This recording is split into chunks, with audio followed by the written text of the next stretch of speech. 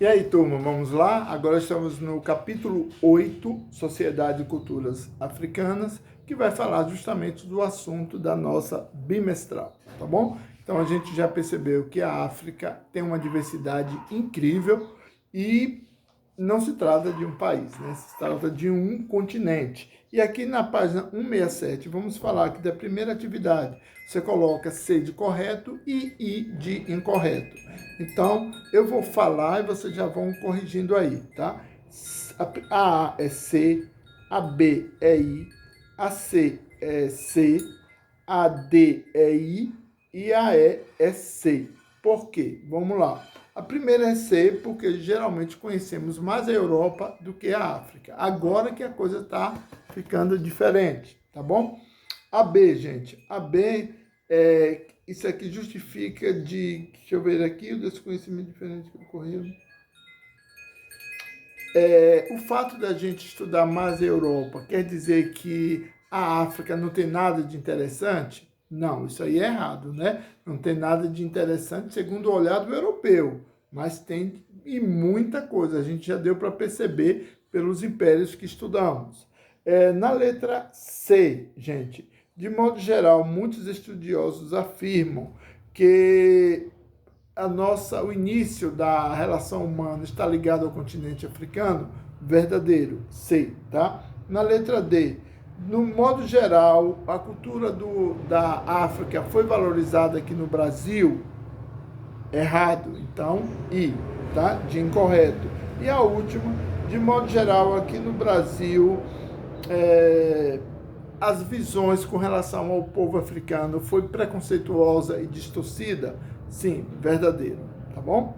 Agora, seguindo aí, vamos para a página 169, tá? Vamos falar do reino de Gana, gente. É importante vocês entenderem que Gana é um reino que tinha ouro. Gana é igual a ouro. Gana é igual senhor do ouro, tá? Então, o monarca é o senhor do ouro. Gana é ouro. E aqui mostra que justifique o fato de que na África havia intenso comércio. Claro, gente, tem ouro, tem comércio. Quem comercializava inicialmente ali eram os islâmicos. Desceu do Oriente Médio, chegou ali na África subsaariana, no reino de Gana, e começou a negociar. E, de quebra, implantou o islamismo ali, a religião islâmica, tá? Mas eles negociavam muito sal, que em Gana faltava, e o ouro que eles tinham. Então havia esse peso de moeda, claro que não na mesma proporção, né? Mas havia um intenso comércio, sim, com eles ali. Na página 171, assinala a alternativa abaixo, que melhor explica a relação dos povos que formaram o Império Mali com a cultura islâmica. O que melhor explica, galera, está na letra C. Após anos de convivência entre a cultura islâmica e as tradicionais religiões africanas, muitos habitantes passaram a se tornar islâmicos. Mas uma coisa interessante, eles não deixaram as suas práticas tradicionais religiosas, entenderam? Então houve essa mistura entre o islamismo e as práticas tradicionais do povo africano. Mas nessa convivência houve sim essa ligação com a religião islâmica. Então, letra C. Seguindo aí, gente, vamos para a página 173, que na letra A, B e C vem as palavras Yorubás, Orixás e Ifé. Aí, o que tem de característica? Vamos lá. A primeira, eram servidos espécie de adorações. Aí a letra B, falando de adoração, está ligado aos orixás. O segundo diz respeito à letra A, as cidades Yorubá, que era um grupo étnicos que atualmente faz parte de comunidades como a Nigéria e Benin. Então, Benin está ligado às cidades Yorubás. Então, é a letra A. A terceira é a letra C, Ifé, foi considerada uma cidade sagrada Yorubá, tá? Benin e Ifé foram duas cidades Yorubás, tá? Muito importantes. A quarta também é C. O chefe dessa cidade, chamado Dioni, era visto como um importante líder espiritual. Esse Oni era chefe na cidade de Ifé. E as outras duas são B, gente, ligadas aos orixás. Seus adoradores se reuniam em templos, tá? e em sua adoração havia rituais coletivos, inclusive rituais de animais, tá bom? Então ficou BACCBB. E seguindo, vamos para uma questão na página 176. Para fortalecer ainda mais seu reino, o governante do Reino de Congo, que era o chamado de Manicongo, decidiu fazer alianças. Ele fez aliança com Portugal. Lembra da história que a igreja mudou o nome de todo mundo e o rei ficou Dom Afonso, e eles queriam fazer acordos comerciais.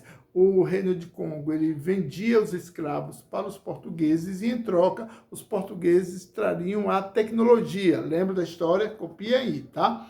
Só que a coisa não funcionou direito, não. A tecnologia que o rei do Congo queria era, por exemplo, as tecnologias náuticas, mas os portugueses não ofereceram. Ofereceram semente de milho, batata doce, mandioca, essas coisas, fumo, tá? Coisas sem muita importância. Eles não queriam perder a sua supremacia para o rei do Congo. Então, os portugueses agiram de má fé com essa galera aí, tá?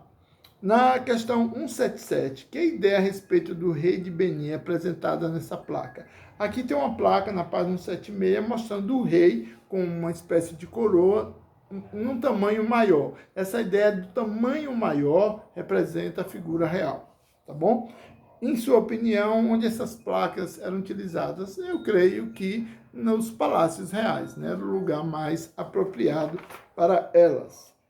Na página 179 tem uma afirmação interessante que diz o seguinte: africano nos sugere a princípio uma ideia de unidade e um padrão próprio de habitantes, tá? Mas o que nos interessa é a diversidade que se encontra por trás deles, tá? Então, o que quer dizer isso aí, gente? É preciso vocês entenderem que a África não é uniforme. A África é diversidade. Tem pretos na África? Tem, mas tem uma diversidade de pretos muito grande, como tem uma diversidade de brancos, entendeu? Tem uma diversidade cultural, religiosa, costumes, existe um emaranhado de coisas, tá? Então, a África não é uniforme, nunca vai ser, beleza? Anotem aí. Depois vem a questão 2. Houve reinos africanos que participavam de comércio de escravos? Claro que sim, né, gente? Mali, Benin, Gana e o Reino do Congo, esses trabalhavam direto com escravidão, tá bom?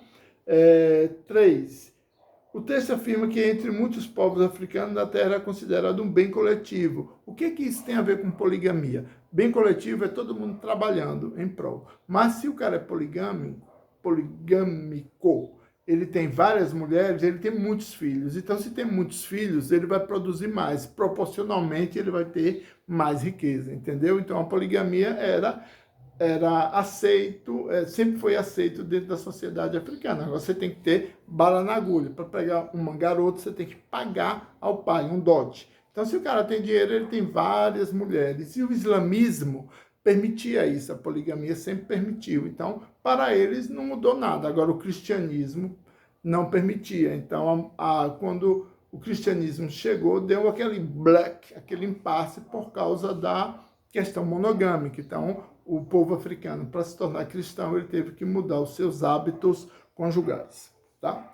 Vamos lá defender as suas ideias a partir do que foi estudado, porque a afirmação é questionável.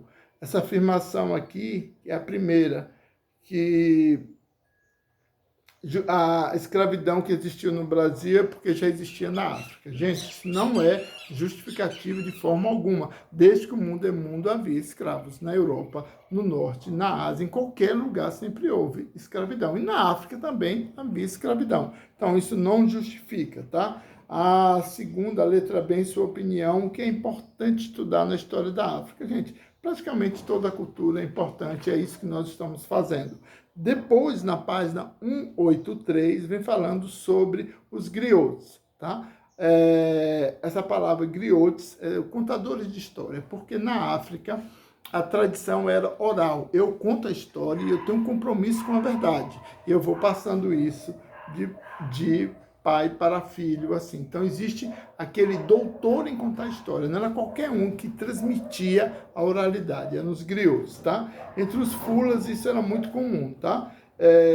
Não havia essa coisa de separação, história, geografia, matemática. Não, eles trabalhavam como um todo. E eles instruíam brincando. O que é isso? Gente, é na hora que dá, tá? Depois do jantar, e na beira da fogueira, eles contavam aquelas histórias. Então, eles absorviam, porque não havia aquela pressão de acordar às 7 horas e tal.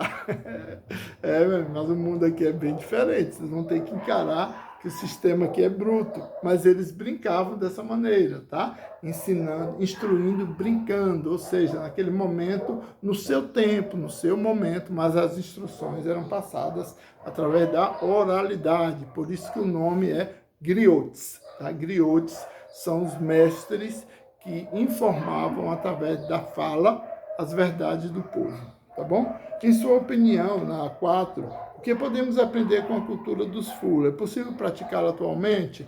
Claro, gente, a gente pratica atualmente o tempo todo a tradição oral. Você conta a história dos seus pais, dos seus avós, você recebe informações. Agora, é importante que essas informações estejam alicerçadas na verdade, tá? Então, a tradição oral ainda existe, nós utilizamos muito. O pregador fala a respeito de Jesus, mas ele tem o compromisso de falar a verdade, como assim diz o Senhor.